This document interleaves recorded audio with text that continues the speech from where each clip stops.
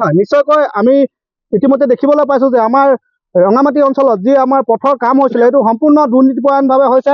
গতিকে ইয়াত নিশ্চয়কৈ দুৰ্নীতি জড়িত হৈ আছে। গতিকে ইয়াত নিশ্চয়কৈ যিসকল আমাৰ ঠিকাদাৰ আছে, যিসকল অভিযন্তা আছে, তেওঁলোকৰ গাফিলতিৰ বাবে এনেকুৱা ধৰণৰ কাম হৈছে। আৰু আমাৰ যিগৰাকী আমাৰ SDO আছে, তেওঁৰ হাতত কলিতা উপাধিৰ যিগৰাকী SDO আছে, তেওঁ নিশ্চয় নিলিপ্ততাৰভাৱে এনেকুৱা ধৰণৰ আমাৰ ৰাইজে আজি দুৰ্ভোগ ভুগিবলগীয়া হৈছে। নিশ্চয়কৈ এই অঞ্চলৰ ৰাস্তাপথ ইমান ভাল নহয়। গতিকে কোনোমতে তেওঁলোকে আবেদন নিবন্ধন কৰাৰ পিছত কোনোমতে এটা ৰাস্তা পাইছিলে। গতিকে সেই ৰাস্তাটো যদি দুৰ্নীতিপৰায়ণভাৱে কাম হ'বলৈ হয়, কিন্তু ইয়াত কোনো কাৰণতে এইটো আমি উচিত হৈছে বুলি নাভাবোঁ। ইয়াত অন্তৰালত যোন বিষয়া তথা আমাৰ যিসকল অভিযন্তা জড়িত হৈ আছে, তেওঁলোকক নিশ্চয়কৈ তদন্তৰ আওতালৈ আনিব লাগে। আৰু ৰাস্তাটো সম্পূৰ্ণ নহওঁতে কি হ'লে তেওঁলোকে মুকলি কৰি যি এখন ফলক লগাইছিলে, আমি দেখিবলৈ পাইছোঁ যে আমাৰ পূৰ্বৰ যি আমাৰ বিধায়ক আছিলে আমাৰ তেজ গোৱালা ডাঙৰীয়া, তেখেতে মুকলি কৰিছিলে যে ৰাস্তাটো উদ্বোধন কৰিলোঁ বুলি। যদি ৰাস্তাটো কামেই সম্পূৰ্ণ নাই হয়, যদি ৰাস্তাটো মানুহ খোজে কাঢ়িব নোৱাৰে, তেনেকুৱা ৰাস্তাটো উদ্বোধন কৰি কি লাভ? নিশ্চয়কৈ আমাৰ ইয়াত প্ৰশ্ন আছে।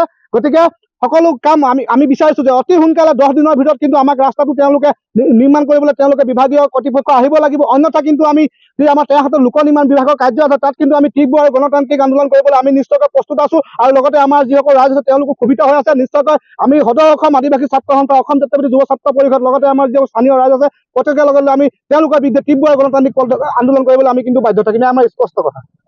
25 বৰ্ষতে আৰম্ভ হৈছিলে, 25 বৰ্ষৰ ডিচেম্বৰ মাহত। আৰু এইটো আমাৰ তেতিয়া স্থানীয় বিধায়ক আমাৰ তেজ গোৱালাই উদ্বোধন কৰিছিলে ৰাস্তাখন।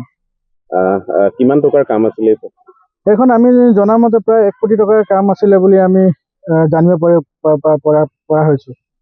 কামটো সম্পূৰ্ণ হৈছে না? কিমানখিনি কাম আগবাঢ়িছে? এতিয়ালৈকেতো বহুতখিনি কাম হোৱাই নাই। এতিয়ালৈকেতো 40% মানৰ কামো নাই হোৱা নেকি আমাৰ দেখা মতে।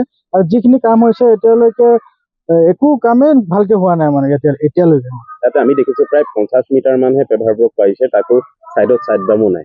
হয়, আমি যোনে কাম লৈছে সেই ঠিকাজনক ক'ব বিচাৰিছোঁ, অতি শীঘ্ৰে আপোনাৰ যিমানখিনি কাম কৰিছে আৰু যিমানখিনি কৰিব লগা আছে, অতি শীঘ্ৰে তেখেতলোকে যাতে কামখন কৰি মেলি ৰাইজক মোকলাই দিবলৈ আমি অনুৰোধ জনাইছোঁ।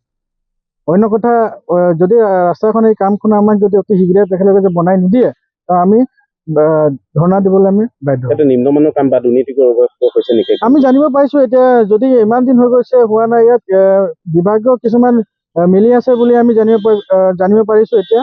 আৰু তেখেতলৈ কিবা দুৰ্নীতি আছে বুলি আমিও ভাবিছোঁ।